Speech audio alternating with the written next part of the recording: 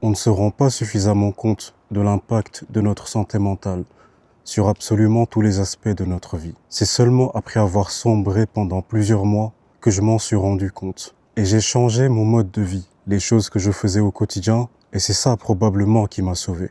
Quand tu es dedans, tu es incapable de te rendre compte de ta situation. Et c'est malheureux.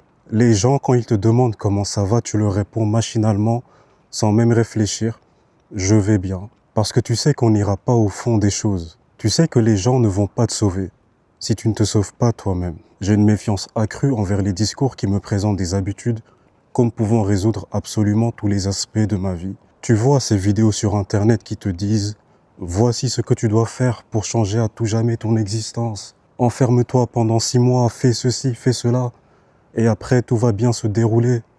Ta vie sera meilleure. » Je n'y crois pas parce que ce n'est pas assez réaliste. C'est sur le terrain. C'est en étant dans une certaine situation que j'ai pu voir qu'est-ce qui fonctionne pour moi. La première habitude, je la pratique actuellement même dans la vidéo, c'est la marche. Je marche.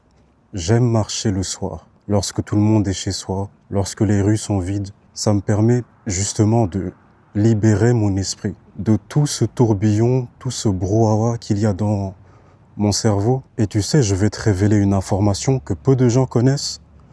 La marche, c'est de la méditation. On a tendance à croire que méditer, c'est être assis en tailleur et faire des sauf que ce n'est pas le cas. La méditation, c'est la respiration. C'est laisser libre cours à ses pensées, sans chercher à les fuir. C'est en ça que je trouve que la marche, elle m'est vraiment bénéfique. Je marche sans rien dans mes oreilles. Je n'écoute pas de musique, pas de podcast. Oui, je peux passer pour un tueur en série, mais il faut que tu redécouvres l'ennui. C'est ça l'intérêt.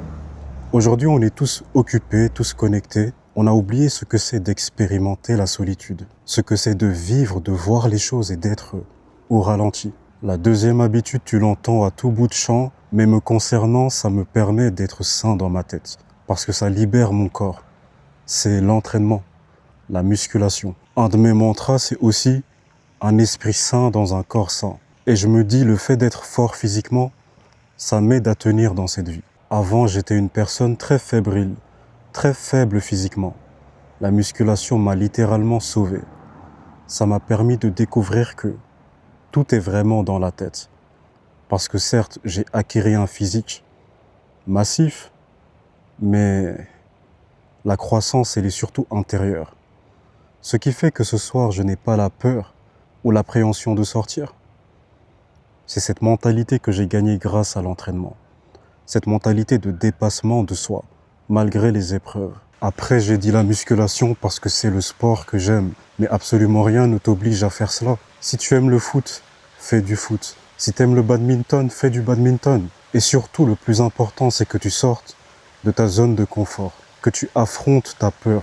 Que tu n'aies pas la boule au ventre à l'idée d'aller tout au fond, là-bas, dans le noir. La dernière habitude est celle avec laquelle j'ai eu énormément de mal au début. Parce que j'écoutais justement ce que disaient les autres. On me conseillait de lire du développement personnel, des livres pratiques, sauf que ça n'a jamais fonctionné pour moi. C'est seulement quand je me suis écouté que j'ai commencé à apprécier la lecture. Je lis principalement des romans. Parce que tu sais, en réalité, les humains écrivent des histoires pour transmettre des leçons de vie. Et ça, j'en ai pris conscience depuis que je suis au collège, parce qu'un professeur m'a fait aimer la littérature. Donc je lis exclusivement des romans. Le dernier que j'ai lu, c'est un roman policier de Agatha Christie, La mystérieuse affaire de Steele. Je pense que j'en ferai indirectement une vidéo en partageant la morale que j'ai découvert dans ce livre. Lire développe beaucoup de capacités en moi, des soft skills, des compétences douces. Tout d'abord, l'accumulation et l'enrichissement de mon vocabulaire. Et on ne s'en rend même pas compte, c'est inconscient. Ça stimule mon imagination, ça agrandit, mais drastiquement ma culture générale, sans même que j'ai à faire d'efforts, parce que c'est des œuvres que j'apprécie, qui font monter ma dopamine de la bonne façon. Donc je t'incite vivement à expérimenter le genre qui te plaît. Écoute, je ne sais pas quelle période de ta vie tu es en train de traverser. Est-ce que tu es triste, malheureux, tu te remets en question sur le sens de la vie?